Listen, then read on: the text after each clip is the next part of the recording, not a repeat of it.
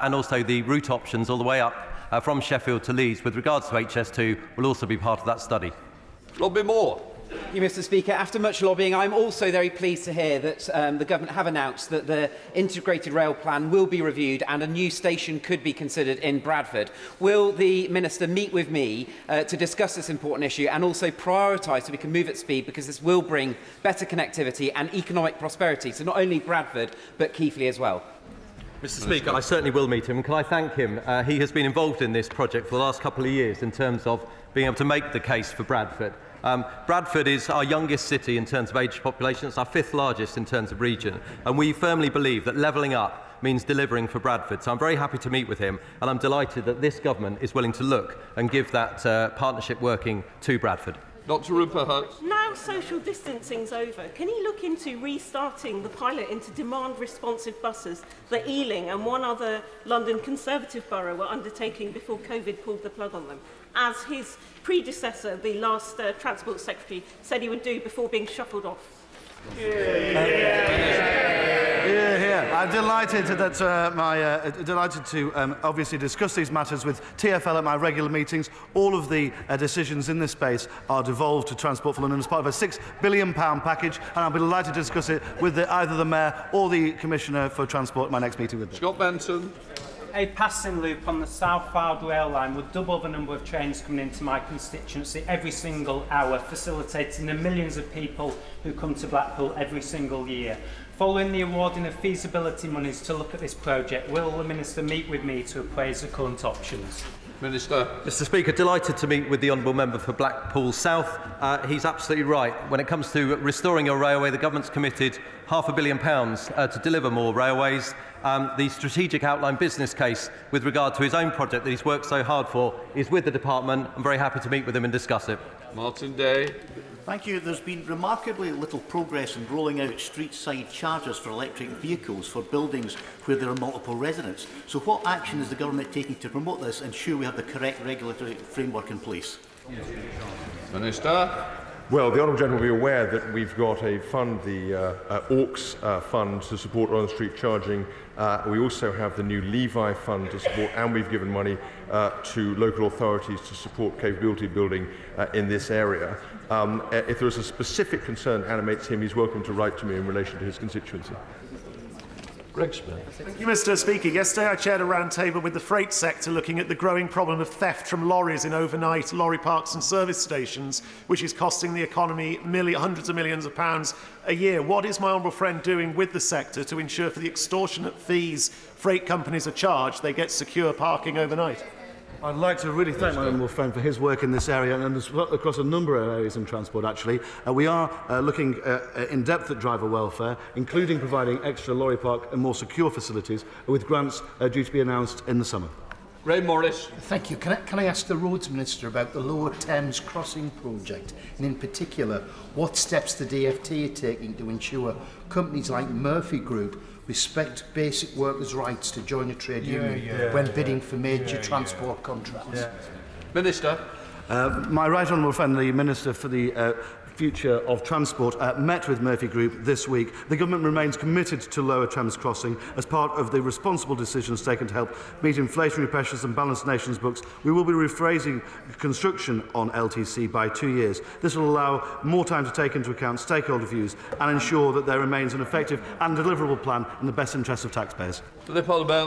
The Roads Minister will know that the proposed £40 million Junction 10A on the A14 at Kettering is crucial for the future prosperity of the town. Can he assure me that National Highways are working expeditiously with the Hanwood Park developer and North Northamptonshire Council to ensure this project is delivered as soon as possible on time after 2025?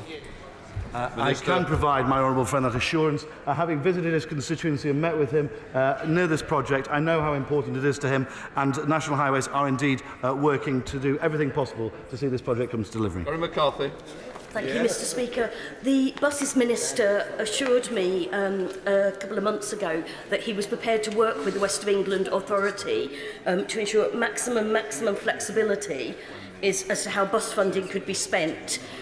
Since then, I'm still struggling to find out how we can get the funding to reinstate non-commercially profitable but absolutely essential buses. Would you be prepared to meet with me so that we can try to get to the bottom of this?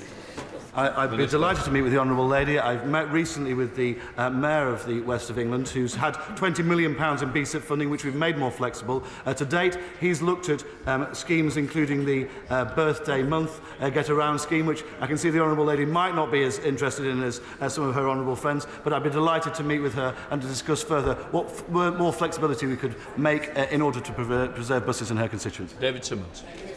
Following his recent meeting with TfL about their finances, can my honourable friend update me about what financial modelling they've done about the impact of extending ULEZ and what account they've taken of the impact should it not go ahead? I'd like to thank my honourable friend for his question. I met the acting CFO and Seb Dancy, Deputy Mayor of Transport for London, Deputy Mayor for Transport yesterday. They informed me that the Mayor of London, in anticipation of falling revenues from ULEZ in the future, in the next few years, had asked them to investigate the technicalities of introducing road charging across London in the future. Final question, Helen Morgan. Thank you, Mr. Speaker. Last year, Shropshire missed out on Bus Back Better funding despite having some of the worst services in the country.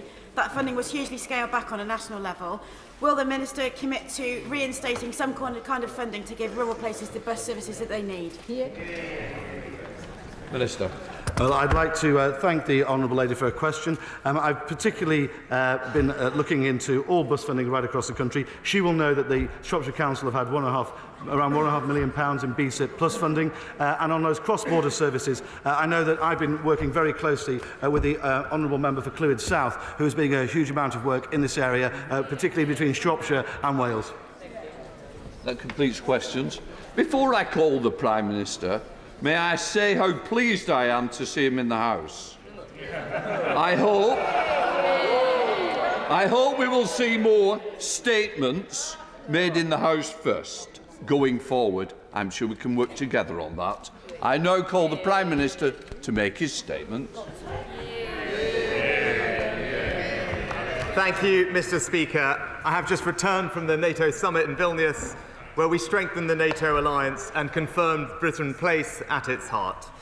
Faced with a more volatile and dangerous world, a mechanised war in Europe, and increasing aggression from authoritarian states, we must show those who would challenge our security and prosperity that NATO is united, that it is ready for this new era, and that it will remain the most successful alliance in history.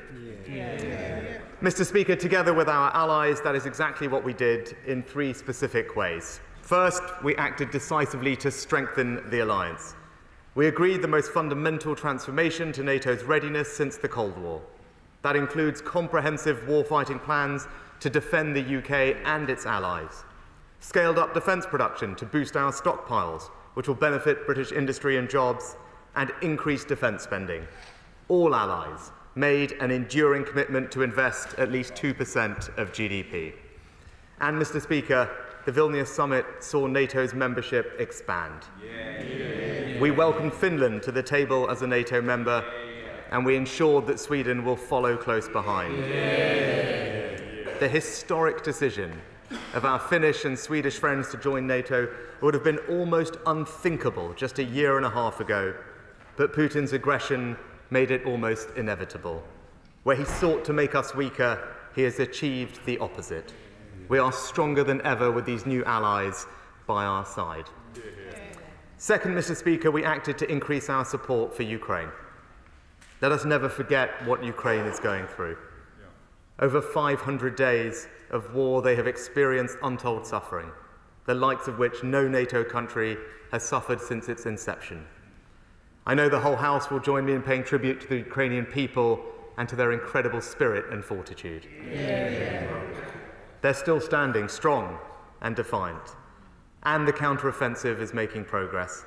In the last few weeks, they've taken back more ground than Russia has taken in the last year. We're standing with them, and allies are doubling down in their support. Now, this is not just about NATO. At the Munich Security Conference in February, I called for long-term security arrangements to protect Ukraine, to re-establish deterrence in Europe and break the cycle of Russian violence. And now allies have delivered. Yesterday, G7 leaders came together to sign the joint declaration of support for Ukraine, agreeing to provide the long-term bilateral security commitments that Ukraine needs and deserves. These commitments mark a new high point in international support for Ukraine, and more allies will be signing up to add their support. But let me be clear, this is not a substitute for NATO membership. We took a big step in Vilnius towards bringing NATO into the alliance. The summit communique echoed the UK's long-held position that Ukraine's future is in NATO. Now, of course, there is more work to be done, but we have shortened their path to membership, removing the need for a membership action plan, and holding the first meeting of the NATO-Ukraine Council with President Zelensky sitting at the table by our side as an equal. As President Zelensky himself said, the summit was a very much needed and meaningful success for Ukraine. Third, Mr. Speaker, we showed in Vilnius that the United Kingdom remains a driving force behind this alliance. As I've told the House before, those who run down this country and its place on the world stage could not be more wrong. In my bilateral meetings and the wider NATO sessions, I was struck again and again by how valued our contribution is. The British people should know that, and they should be proud. The United Kingdom is and will remain one of the world's leading defence powers. We are the leading European contributor to NATO. We were one of the first to hit the 2% target for defence spending, and we're going further. Earlier this year, I announced a significant uplift, an extra £5 billion over the next 2 years, immediately increasing our defence budget to around 2.25% of GDP, on our way to delivering our new ambition of 2.5%, and ensuring that our incredible armed forces can continue to keep us safe. Right now, RAF jets are patrolling NATO's eastern flank. Our troops are on the ground in Estonia and Poland as part of NATO's enhanced forward presence, and the Royal Navy is patrolling the seas, providing a quarter of the alliance's maritime capability. We're one of the only countries that contributes to every NATO mission, and will keep playing our part as a leading nation in the Joint Expeditionary Force too.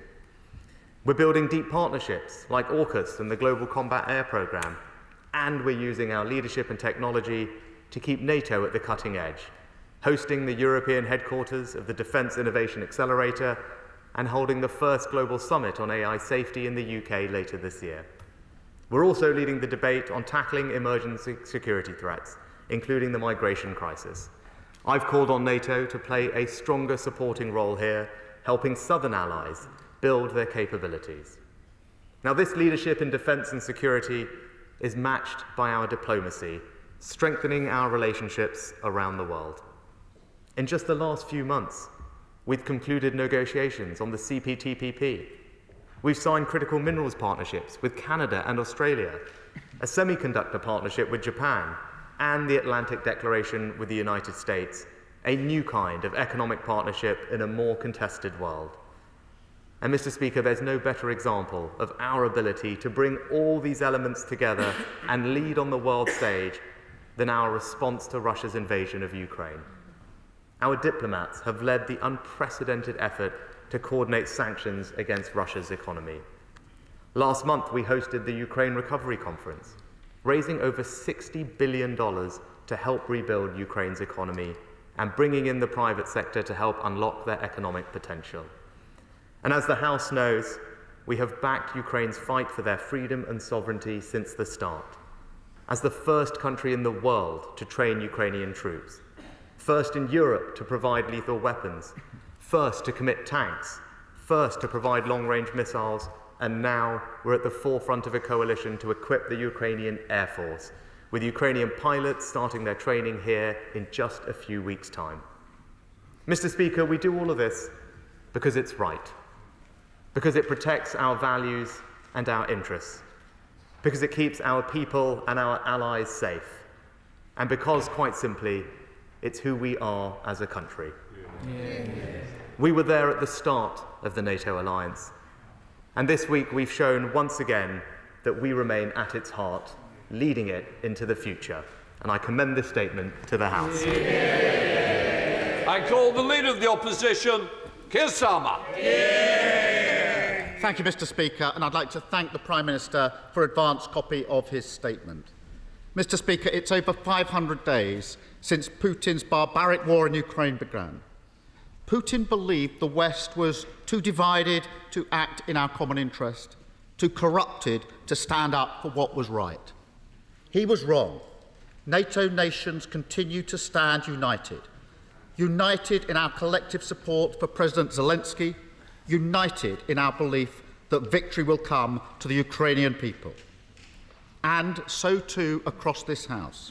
We remain steadfast and determined to show that whatever our differences, we will stand up to Putin's aggression, and we stand ready to pursue him for his crimes. Yeah. And, Mr. Speaker, Labour's commitment to NATO is unshakable. Yeah. It's an achievement of this party, a cornerstone of British security for 74 years. Therefore, I welcome the progress made in Vilnius this week. In particular, commitment to strengthen the collective defence of this continent, regional plans, greater intelligence cooperation, improved readiness. This will put us all on a better footing to react quickly to modern threats. The new Defence Production Action Plan will help us build a robust and resilient defence sector, not only to develop the munitions and hardware needed to support Ukraine's war efforts, but to strengthen our own defence capabilities. I also welcome the announcement that G7 members will provide wide-ranging and long-term security commitments with Ukraine. This is a crucial signal to Putin and those that back him that our support for Ukraine will not waver.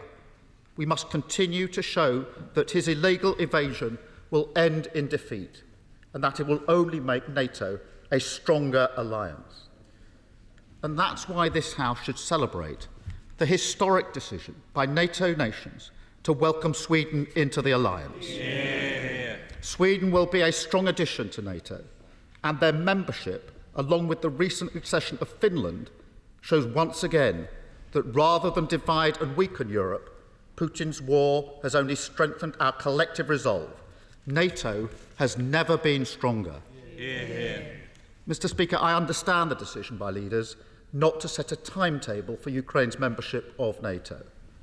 But I also support the clear declaration that Ukraine's future lies within the alliance. Our military assistance for Ukraine has Labour's total backing, but so too does Ukraine's long-term aims to join NATO. They fight on the front line of European freedom. So it's important that we are clear to the people of Ukraine who fight so bravely for their future. The question is not if Ukraine joins NATO, but when Ukraine joins NATO. Yeah.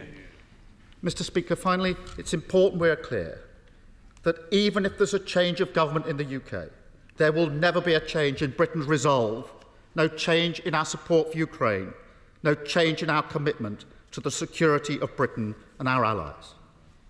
And at moments like this House tends to acknowledge this unity, understand that our words carry weight beyond these shores. We choose them wisely. So I would ask the Prime Minister, when he rises, whether he's prepared to correct the record in this House in relation to a social media statement he made last night, that Labour didn't want him to attend the summit this week. On the contrary, we were delighted that he was there, because in an ever more dangerous world, we must be united. And NATO must be coordinated, ready to adapt and ready to strengthen.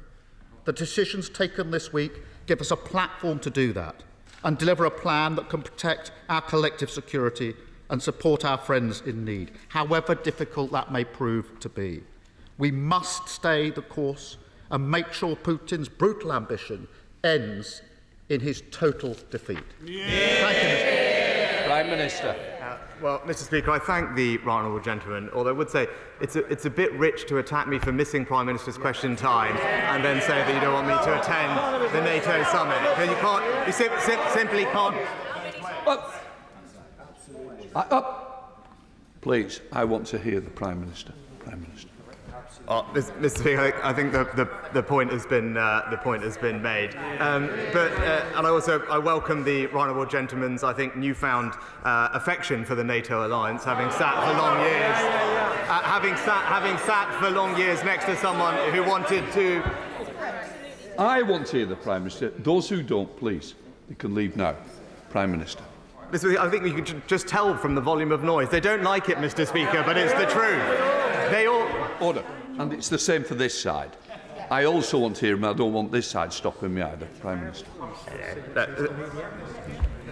Well, Mr. Speaker, the reality is this. For long years, the honourable gentleman did sit there next to someone who didn't support NATO, who wanted to scrap Trident and abolish our armed forces. So that's what the record is. But I am pleased that he does join the government in supporting efforts for Ukraine. It is important that that remains a united position across this House. The Chief Whip. That doesn't mean to say he carries on shouting like he does here, Prime Minister.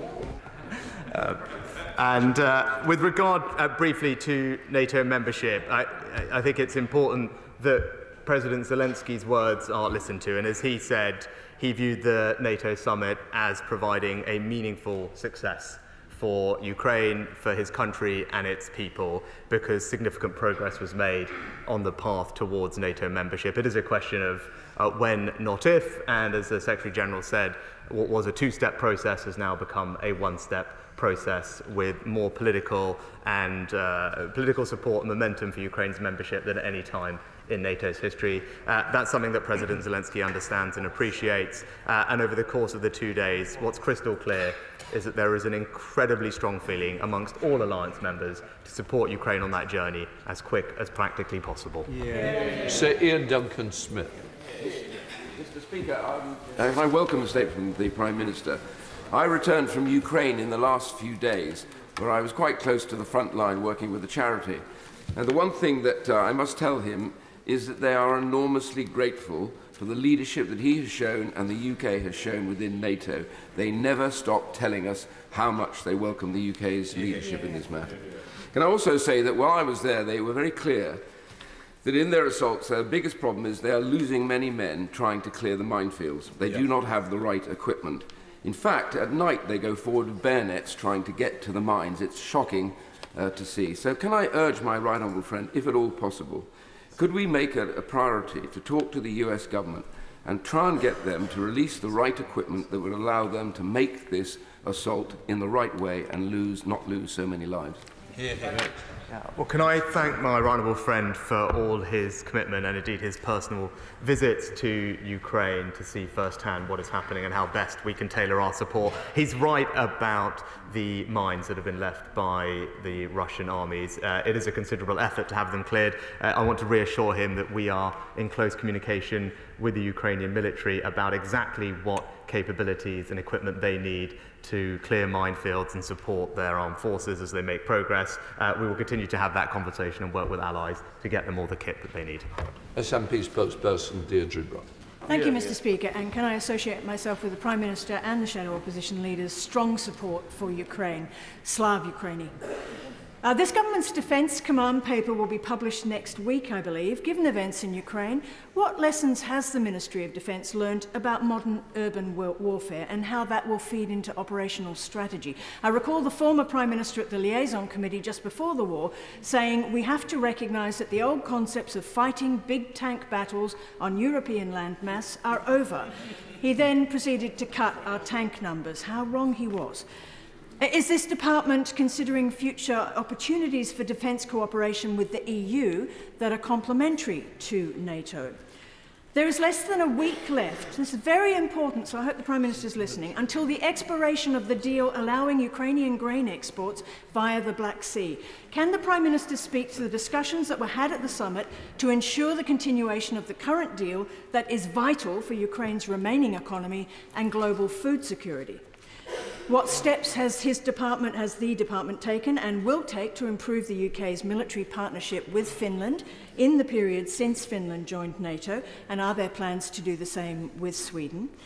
Given recent reports of Russian spying on and sabotage of energy infrastructure in the North Sea, and the fact that the UK's undersea cables are worth £7.4 trillion a day to the economy, what will the UK be contributing to NATO's establishment of its critical undersea infrastructure coordination cell, and will it be based in Scotland?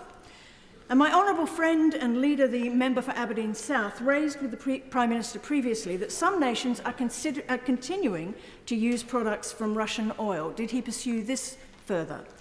Is it his impression there is genuine unity on proposed reconstruction efforts in Ukraine? And finally, how does this Prime Minister hope to contribute to diplomatic efforts to bring on board parts of the international community, increasingly on the Republican right in America, to support what NATO is doing to ensure Ukraine's survival? Mr. Speaker, with regard to NATO cooperation with the EU, I agree wholeheartedly with the Secretary-General, who set 3 very clear conditions for supporting EU defence initiatives. Firstly, that they are coherent with NATO requirements. Secondly, that they develop capabilities that are available to NATO. And lastly, that they are open to the fullest participation of non-EU NATO allies. That's been the established position. It's one that we fully support. With regard to I think she asked about the Black Sea Grain Initiative, which is due to expire on the 17th of July. I commend President Erdogan's leadership on this issue. In particular, over the last year, I spoke to him at the conference and last week on this. He's working to engage with the Russians on extending the grain deal, as are other allies. It's important that the grain deal is extended because, as we know, around 2/3 of the grain leaving Ukraine is destined for low-income countries, and we don't want Russia to inflict any more suffering than it already is. And thirdly, she asked about undersea cables and undersea infrastructure. I agree with her that that is something that requires attention and focus, which is why the Ministry of Defence and DCIT are working collaboratively together with industry to make sure that everyone is doing their part to protect what is critical infrastructure. The MOD is developing particular capabilities to monitor and protect that infrastructure, and it's something that we have put on the agenda through JEF, the Joint Expeditionary Force, which obviously comprises of the Northern European nations, and we are hosting, in fact, as I think she alluded to, potential headquarters for more focus on that area, and it's something that I look forward to discussing with my JEF allies towards the end of this year. And lastly, in terms of galvanising international support for Ukraine, that is something that I do when I am at these international summits. Particularly when I was last in the US, one of the things I did do is spend half a day in Congress talking to congressional leaders on both parties to illustrate to them the importance of providing support to Ukraine, not just now, but for years into the future. I'm delighted that the US has played a leading role in the multilateral security guarantees, and it's important that they do so. But as we're seeing, we are broadening the coalition of support for Ukraine, and being at these international summits, talking to world leaders, it shows that the UK is leading by example, leading from the front, and I was very pleased that France has just announced that it will also now be providing long-range weapons to Ukraine, following the UK's lead and making an enormous difference to Ukraine's counter-offensive. Francois. Thank you, sir. In terms of Britain's contribution, had our excellent Defence Secretary Ben Wallace not effectively foreseen the Russian invasion and provided thousands of NLAWs to the Ukrainians with the appropriate training to blunt the assault, Russian generals would be having lunch in Kyiv today. The British Army, relative to its size, has made a larger contribution in terms of critical equipment, its key organs, if you like, than any other army in NATO, including the United States. We can be immensely proud of that, but those organs need to be grown back for our own security and to maintain our contribution to NATO. So will the PM do everything he can across Whitehall to promote the requisite sense of urgency to regrow those organs and, critically, to provide the resources to do it? Very good. I agree wholeheartedly with my honourable friend that this House and the entire country can and should be proud of the leadership we've shown on Ukraine. And he's right that, particularly with regard to stockpiles, we need to rebuild the stockpiles that we have provided. That's why in the budget, £5 billion extra funding was provided for the armed forces, with a large chunk of that going particularly to rebuild those organs and those stockpiles, coming on top of the £500 million that was provided in the autumn statement. And just this week we announced a new contract, for example, with BAE to provide critical 155 rounds, which he'll be familiar with, are absolutely mission critical. And because we now have the funding to provide long-term contracts, we can increase defence production. That's good for our security, it's good for the security of our allies, and crucially it also creates jobs, particularly in the north of England. Ed Davey. Thank you, Mr. Speaker. I welcome the Prime Minister's update and our support for Ukraine. I strongly agree with him that we need to encourage our allies in NATO to meet their NATO commitments in full. But how is he encouraging that goal when he is overseeing a cut to the British Army of 10,000 troops? Isn't one of the key lessons from Russia's attack on Ukraine that a sizable standing army remains crucial to the defence and security of our country and of NATO allies? So will he listen to voices across this House calling for reversal to cuts in army numbers? Yeah. Well, Mr. Speaker, we talked about defence spending. It is clear that not just have we met the 2% target, we were one of the first to do so. We've done so for over a decade. And it's good that others are now catching up with that, and our leadership on this issue is unquestionable. But also in terms of how that money is spent, ultimately that is a question for our military chiefs to make sure that we have the optimal mix of capabilities to protect ourselves against the threats that we face. I'm not going to preempt the Defence Command Paper, other than to say when it comes to our armed forces, it's important that not just the quantum that we have in terms of the army, but how lethal they are and how deployable and agile they are. That has been a particular focus of attention from CGS, and it's a plan that we are putting in place. And actually, you know, I maybe draw slightly different lessons to him from the conflict that Ukraine is currently experiencing. The capabilities that we have brought to bear have been in a range of areas, all of which have received extra investment. But again, these will be questions for the Defence Command Paper, which you won't have to wait very long to see. Thank you, Mr. Speaker. Can I thank my right honourable friend for his statement and indeed congratulate him for contributing to what I think history will prove to have been one of the most significant NATO summits in NATO's history. And could I ask him just to clarify what he understands the intention is with regard to Ukraine's membership of NATO? What would be the purpose of delaying Ukraine's membership of NATO beyond the end of hostilities in Ukraine and the victory for the Ukrainians? Because without the Article 5 security guarantee, rebuilding Ukraine will be much more difficult because investors will not have confidence unless we're providing that Article 5 security guarantee. Well, can I thank my honourable friend for his question.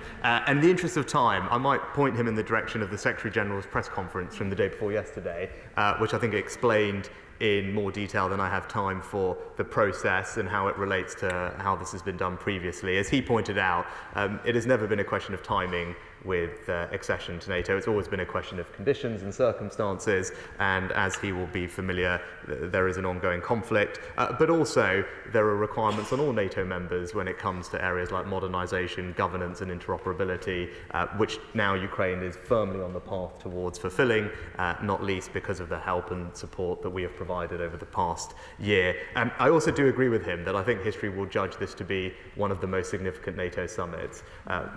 There was the significant change in the defence investment pledge, so that 2% is now firmly established as a floor, not a ceiling.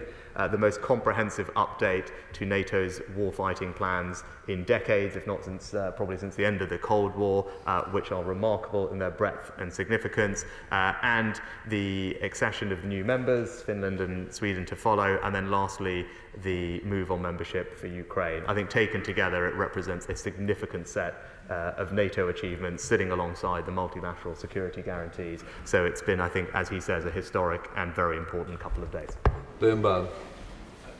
Thank you, Mr. Speaker. I hope that the Prime Minister in his reply will just help clarify that it is we who owe gratitude to Ukraine, not the other way round. But could the Prime Minister update us on plans not simply to help Ukraine win the war, but win the peace. The reconstruction of Ukraine will cost at least $400 billion, and Russia should be helping foot the bill. Yeah. That means that we need new laws to seize, not simply freeze assets. It means we need action at the United Nations to change the norms around immunity of central banks. And crucially, it means that we need to start prosecuting Russia for the crime of aggression. This will require us mobilising not simply a military NATO, but an economic NATO. Could the Prime Minister update us on the conversations he's had to make that a reality? Well done. Well, as the honourable gentleman knows, we've recently hosted the Ukraine Recovery Conference, which the Ukrainian government and people are extremely grateful for, the most successful conference of its ilk that's happened. It raised over $60 billion for Ukraine's reconstruction and mobilised private sector capital as is necessary. I think it was seen as a significant achievement, and again, the UK leading from the front. And with regard to assets, there's a good couple of paragraphs I point him to in the NATO communique. All allies are taking steps, as are we, to legally freeze assets until suitable reparations have been put in place for reconstruction from Russia. He'll understand the international legal framework for doing so is untested and novel, requires cooperation amongst allies, and that cooperation and work is happening. Thank you, Mr. Speaker. And further to the question from the member for Birmingham Hodge Hill, I do welcome the UK's strong leadership at the NATO summit and thank the Prime Minister for that. And the unity and the resources and the new members send a very, very powerful message. It is not the case that there's a timetable for Ukraine's membership to NATO, but it is only a matter of time until Ukraine joins NATO. And when that time comes, the extent of reconstruction and investment needed in the country will be vast. And a lot of Russian assets are held here and are frozen.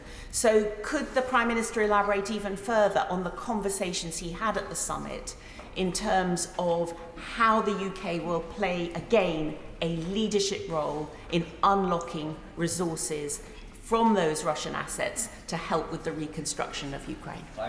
I thank the honourable lady. So we've recently published new legislation enabling sanctions on Russia to be maintained until Moscow pays compensation to Ukraine. And I can assure her that we will pursue all lawful routes to ensure that Russian assets are made available in support of Ukraine's reconstruction in line with international law. Our international partners, like the UK, are yet to fully test the lawfulness of a new asset seizure regime, but that is exactly the work that we are doing with allies, particularly across the G7, to share expertise and experience. Thank you very much, Mr. Speaker. In 1994, Ukraine gave up its nuclear weapons in return for guarantees about its security and territorial integrity. So, given what has happened since, we all understand why President Zelensky is so keen to join the alliance. Does the Prime Minister agree that when and however the current war ends, NATO membership at that point is going to need to form the cornerstone of new security guarantees that the people of Ukraine can rely upon? Well, I think the people of Ukraine received a very strong signal of support from the NATO alliance over the past couple of days. That's indeed what President Zelensky believes and what he is taking back to his country, as he called it, a significant security victory. But also the signature of the multilateral agreement on security guarantees by the G7 represents near-term immediate support for Ukraine's security from the G7 allies, and I'm highly confident that others will join that declaration too, giving the Ukrainian people some assurance and security that they rightly deserve. Philip Davis. Mr. Speaker, can I commend the Prime Minister for his leading role at the NATO summit, and I very much support his statement. In that statement, it said all allies made an enduring commitment to invest at least 2% of GDP. Now, many countries have been making this promise for many years and never actually fulfilling it. They want the protection of NATO, but they're not paying their fair share towards it, instead relying on the UK taxpayer and more importantly for the US taxpayer to foot the bill. Can I ask the Prime Minister what more can be done to make sure that every country in NATO, if they want the protection of NATO, pay their fair share? Yeah. My honourable friend makes an excellent point. I agree wholeheartedly with him, which is why we fought very hard for the new Defence Investment Pledge to set 2% as an enduring commitment and a floor, not a ceiling. I think the progress has been made. If he looks at the statistics over the last couple of years in particular, he will see an increase not just in the volume of defence spending across the alliance, but in the number of countries that are meeting 2%, which are forecast to be potentially as high as 2/3 of all members next year, which will represent a landmark achievement. But he's right, we must keep the pressure on and urge everyone to fulfil their 2% commitment. Emma Luber. Thank you very much, Mr. Speaker. The Prime Minister knows that UK's stockpiles are being depleted due to the war in Ukraine, and for us to rightly sustain our support at the right level, the government should be fully addressing our diminished defence industrial base and skills shortages. Our NATO allies were swift to reboot their defence plans, yet he has consistently delayed the Defence Command paper. Why is that? When she talks about what other allies are doing, again, it's not the conversation that I've been having for the last couple of days, where other allies look up to the UK for the example that we have set, Mr. Speaker. We are the ones that are increasing defence spending, and particularly to rebuild stockpiles, as I mentioned previously. £5 billion of investment at the budget, coming on top of £500 million at the autumn statement, a new contract announced just this week, and indeed that is creating jobs across the country, but particularly in the north. That's the right thing to do, and that's what we'll continue to deliver. Andrew. What conclusions has the Prime Minister drawn about the increased vulnerability of Ukraine once it gave up its nuclear weapons and the contribution our nuclear weapons make to our own security? Mr. Speaker, our nuclear deterrent is the ultimate guarantee of our security. That's why it's so important, not just for the UK, but also it's an important part of the contribution that we bring to NATO. We are one of the few countries that offers not just nuclear capabilities to NATO, but again, carrier strike, 5th generation combat air, and leading maritime across the board, as well as cyber offensive. That's why we're respected in NATO, and that's why we're a valuable member of the alliance. Holly Lynch. Mr. Speaker, I was at the forum of the Nato summit in Vilnius this week alongside my right honourable friend, the member for Durham North, who is the Vice President of the Nato Parliamentary Assembly. I hope the Prime Minister will join me in firstly paying tribute to Lithuania for not only their political leadership, but for having been such excellent hosts and organising such a historic summit. But the mood in Vilnius was not quite as the Prime Minister presents.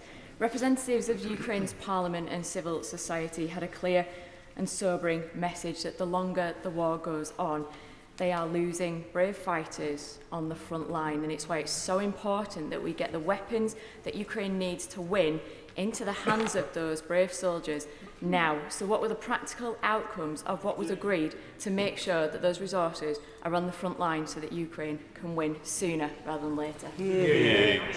So I'll just say to the Honourable Lady that is exactly what we have been doing for the last year, and the Ukrainian government and people are extremely grateful for our leadership on that issue. But I will join with her and paying tribute to Lithuania, not just for hosting excellently a summit, but for demonstrating so clearly why our collective security is so important, given their geographic position and the threats they face, particularly from Belarus. It was important that the NATO summit was there, and it sends a strong signal of our unity in supporting the eastern flank of the NATO alliance, which I think is incredibly important. James Sutherland. Mr. Speaker, thank you. Having worked in and around NATO for several decades, I'm clear that NATO remains the exemplar for Western security.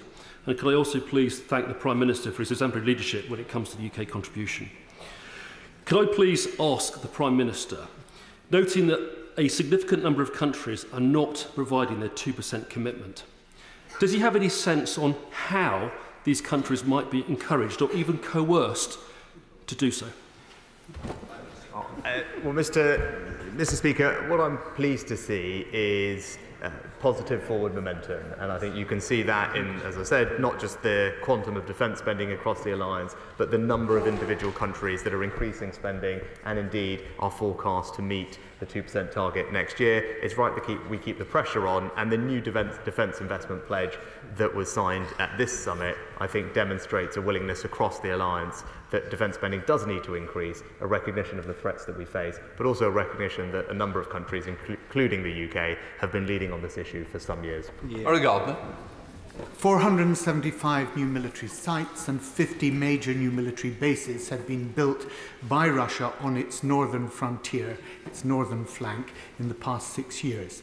This is because of the loss of the summer sea ice exposing that flank, and it makes clear the way in which climate change is affecting and endangering all of our lives, not just in terms of the environment and food security, but militarily as well. What discussions did the Prime Minister have at the NATO summit about the Arctic Council and the way in which the balance on the Arctic Council, that has moved from 5 to 3, now 7 to 1, has furthered that isolation? Did he discuss the way in which the Northern Sea route has now been claimed by Russia as an inland sea, and that warships are now having to declare when they go through? Well, Mr. Speaker, all I would say is one of the things that I spend a lot of my time talking about is with our JEF allies.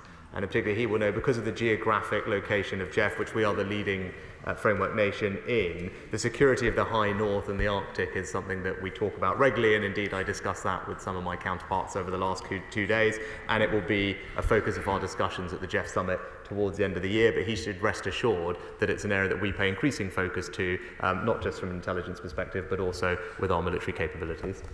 So they pulled a bow. The Prime Minister for his tireless efforts leading from the front in NATO's support for Ukraine. The United Kingdom is NATO's largest European defence spender, spending on defence more than 20 other NATO allies combined. We are meeting our 2% commitments, far too many others aren't. By when does the Prime Minister expect all NATO allies to have met the 2% floor? Well, Mr. Speaker, as soon as possible is what I'd like to say, but hopefully next year we will see very significant progress in the number of countries in the alliance that are meeting their 2% target. It's forecast to be almost 2/3 next year, on a rising trajectory, and as I said, it's important that we keep the pressure on. The threats that we face are only growing in their scale and complexity, and we need to invest more to protect ourselves against them. Alison McGovern. Mr. Speaker, I agree with the Prime Minister. We should be proud of the United Kingdom's place at the heart of NATO, as I have always been proud of my party's role in the creation of the alliance. So can I ask the Prime Minister to agree with me that those in the United Kingdom who know the consequences of Putin's murderous regime best, the Ukrainian, Polish and Eastern European communities ought to be supported here? And can I ask the Prime Minister to again agree with me that no one should ever try to denigrate or divide anyone else from those long-standing parts of our British community? Well, Mr. Speaker, it's in particular those countries that value the relationship they have with the UK, and the meetings I had over the past couple of days evidence that, and I particularly pay tribute to their leadership on this issue, supporting Ukraine and setting an example when it comes to defence spending, and as said, that's why, in particular with Poland, we have a close and growing defence and military relationship, and they are only going to become a more significant part of the NATO alliance in the years to come. Andrew Jones. Mr. Speaker, and can I congratulate my right honourable friend for the leadership that he has shown in this highly successful summit.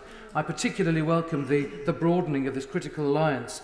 It was good to hear his confirmation of our ambition to reach 2.5% of spending, GDP spending on defence, and the progress being made encouraging others to do the same. But can my right honourable friend comment on how NATO is utilising new technologies to ensure that it remains at the cutting edge? My honourable friend makes an excellent point, because we do have to keep on the cutting edge of new technologies to maintain our military superiority and advantage against adversaries. The UK is playing its part in 2 particular ways. We'll be hosting the European headquarters of Diana, which is the Defence Innovation Accelerator, but also last year saw the announcement of a £1 billion pounds or perhaps dollars innovation fund, the first sovereign venture capital fund of its type, which will ensure that we can continue to invest in those critical technologies which provide a security advantage. Kevin Brandon. Thank you very much, Mr. Speaker. Can I please, in welcoming the Prime Minister's statement, gently encourage him to adopt a slightly different tone rather than use phrases like a newfound affection for NATO, which is a phrase that he used. He knows the absolutely seminal role that was played by the post-war Labour government, and in particular the Foreign Secretary Ernest Bevin, in the creation of NATO. And he also knows that Labour's policy, I suggest they read some history books, and he also knows that Labour's policy of support for NATO is as strong now as it was 75 years ago. Will he instead welcome that fact and work in a statesmanlike way with the Leader of the Opposition and in the national interest? Mr. Speaker, I wasn't quibbling at all with the leadership shown by Labour politicians 75 years ago. I was quibbling with the one shown by them just a few years ago.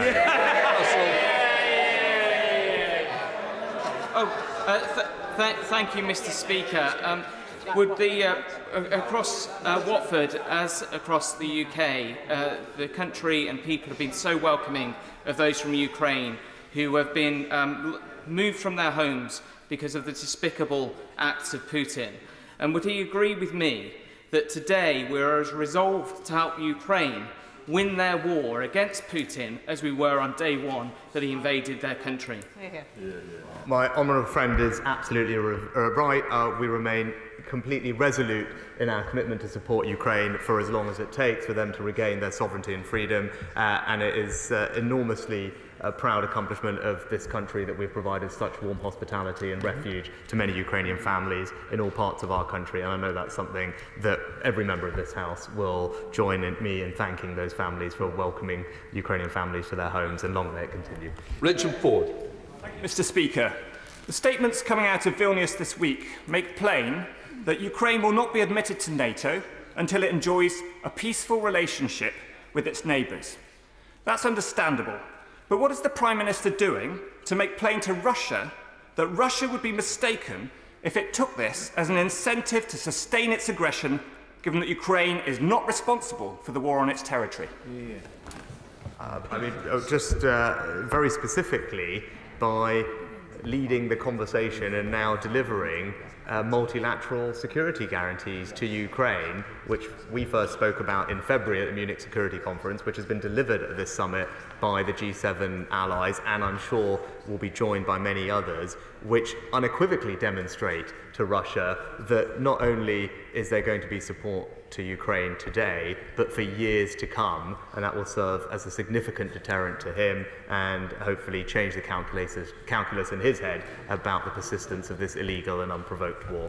Thank you very much, Mr. Speaker. Can I welcome the Prime Minister's statement, particularly his commitment to leading the debate on tackling emerging security threats, including the migration crisis. I wonder if I can ask my right honourable friend if he can explain how NATO can play a stronger role in helping some of our southern allies to build capabilities and capacity in southern Europe. My honourable friend is absolutely right. The Italian Prime Minister and I spent time discussing this, and indeed she and I raised it in the NATO sessions. It's something that we agreed to work jointly on, because it's clear that illegal migration is one of the new threats that we face, whether it's being weaponised by Belarus or indeed coming from Wagner-oriented action in Africa, and it's right that we as an alliance do what we can to share intelligence and strengthen our cooperation to break the cycle of criminal gangs and stop illegal migration. Alex Sheldon. Speaker, as chair of the Ukraine APPG, I know how steadfast support for Ukraine is right across the House. Ukraine is not just defending itself, it's defending the UK and people right across Europe. So I was disappointed to hear Defence Secretary say he's not Amazon. Does the Prime Minister disassociate himself from those comments? And a year ago, the UK led international efforts to create a fund of £770 million of military aid, but none has been delivered. When will that military aid arrive in Ukraine? Great question.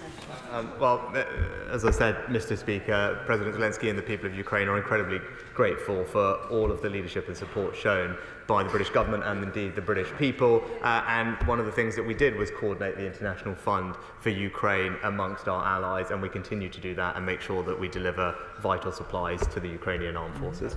Luca. Blair and I share a personal interest in artificial intelligence, and we've seen it used both in deep fakes for President Zelensky, which was taken down very quickly. However, AI has moved on very, very quickly, with ChatGPT being open to the public very quickly. So what conversations were had at NATO about how we deal with this? And more importantly, what can the UK do to make sure that we have a safe framework around AI?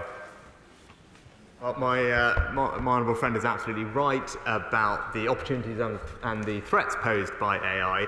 The Defence Innovation Accelerator, the Northern Alliance, Diana, that I mentioned, will particularly look at harnessing dual-use commercial technologies in areas like AI, and as I said, we'll be hosting the European headquarters. But more broadly, the UK is proud to be hosting the first global summit on AI safety later this year. Well, this will, of course, be a topic of conversation. Dr. Rupert. Thank you, Mr. Speaker. Labour founded NATO, so of course we welcome his work. Can I ask what his thoughts are and whether the summit discussed the possibility of establishing a special tribunal to bring those responsible for the Russian Federation's illegal war to account for war crimes and crimes against humanity? It was part of the Memorandum of Understanding at the OSCE Parliamentary Assembly, another security alliance which we're part of. I was there the other week. It was moved by the Ukrainians, very movingly. They are full members of that alliance. I wondered what his thoughts would be on that. Hear, hear. Mr. Speaker, it's right that we hold Russia and those responsible to account for their war crimes in Ukraine. That's why we led a state party referral to the ICC and provided about £1 million of funding to the court. It's also why we've joined a core group of countries to explore options to ensure criminal accountability for the crime of aggression committed in and against Ukraine, including through a special tribunal. And at the European Council meeting I was at, the Council of Europe meeting, we became a founding member of the International Register of Damage caused by the aggression of Russia against Ukraine. So we'll continue to do everything we can to hold those responsible for crimes to account. Thank you, Mr. Speaker. Can I congratulate my right honourable friend in particular for the role that he played that led to Turkey agreeing the accession of Sweden to NATO, which really was a momentous event. Mr. Speaker, as part of the Armed Forces Parliamentary Scheme, with the Royal Navy, we've had the privilege of visiting the home of the continuous at-sea deterrent in Faslane and those support it at Northwood. Does my right honourable friend agree with me, and I think everybody on this side of the House, that our nuclear deterrent is vital to our nation and to NATO? And will he join me in thanking those who serve in silence and in secret beneath the waves? I think my honourable friend makes an excellent point. Our submariners do an extraordinary job under difficult conditions, and they deserve our gratitude for everything that they do for our country. They are the ultimate guarantor of our security, and we owe them our thanks. Nick Smith. Thank you, Mr. Speaker. Labour's Ernie Bevin helped found NATO. But can I ask the Prime Minister, why has the Conservatives given us the smallest army for 300 years? Well, Mr. Speaker, it's right that our armed forces adapt their capabilities to the threats that we face. I mean, trying to compare the threats that we face and the capabilities we have now to when NATO was founded is completely ridiculous. So it's important now that we invest in whether it's offensive cyber, Mr. Speaker, or extra maritime capabilities to deal with subsea infrastructure. The range of threats we face evolves all the time, and we will continue to make sure that we're protected against them. But what no one can doubt is our commitment to investing in our armed forces. Exactly. Record levels, and a 2% commitment that we first met over a decade ago, sustained and on a rising trajectory. This government is committed to investing more in our defence, and we will do so in a way that absolutely protects us. Mr. Speaker, I would say as a Bristol MP we're incredibly proud of Ernie Bevin. He was orphaned at 8, he started work on the Bristol docks at the age of 11 and went on to become British Foreign Secretary and found NATO, which is quite some achievement. Can I ask the Prime Minister, though, obviously this is a very welcome move in terms of the containment of Russian activity and strengthening Ukraine's position, but he did mention briefly the activities of Russia's Wagner Group in Africa, where there's widespread reports of atrocities being carried out, and the fact that they're using trading in natural resources, being paid in mining concessions to avoid sanctions. Can you say what action the UK is taking to try to combat that?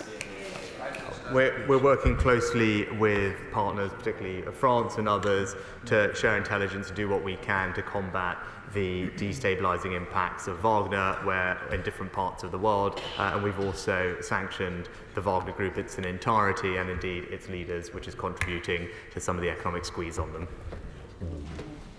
Jamie Stone. Mr. Speaker, thank you. Earlier, the Prime Minister referred to Turkey's president. Turkey is the most important member of NATO, and in recent times, Turkey has changed its stance slightly, and we see the historic result of that change.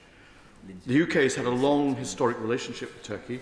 Can I take it from the Prime Minister that every effort will be made through all channels, including diplomacy, to build on that relationship with Turkey and make the alliance stronger thus? My honourable friend makes an excellent point, and I was pleased to be, I think, the first Western leader to call and congratulate President Erdogan after his recent election victory, but also I spoke to him last Friday and spent time with him over the past couple of days. And he's right about the role that Turkey plays in the alliance, and indeed about the closeness of our partnership and friendship with Turkey, which we are looking to find ways to strengthen and deepen, whether it's economically or on defence or indeed on illegal migration. The President and I had a very good conversation and agreed to do more in all those areas. He shares my ambition for a closer, deeper, stronger relationship. Margaret Farley. In a statement, NATO's Secretary-General welcomed the new partnership programme with Japan and criticised China's military advancements. What assessment has the Prime Minister made of China's response to this statement, and does he have concerns about the vague threat that any action threatening Beijing's rights will be met with a resolute response? As was crystal clear, NATO is a defensive alliance. Mr. Speaker, and it's right that we in the UK and indeed other NATO countries strengthen their partnerships with nations in the Indo-Pacific. That's why they were invited to this NATO summit, because our security is indivisible. We have seen that, and the values that we all share are ones that we believe universally to be true, and that's why we will strengthen our personal relationships with Japan. The recent Hiroshima Accords are crystal clear on that. I think Japan would, as they did say, view the United Kingdom as their closest European ally. We strengthen not just our economic relationship, but critically our defence relationship with Japan, and of course they are a partner alongside Italy in building the next generation of our fighter aircraft. That completes the Prime Minister's statement. I'll let the chamber clear.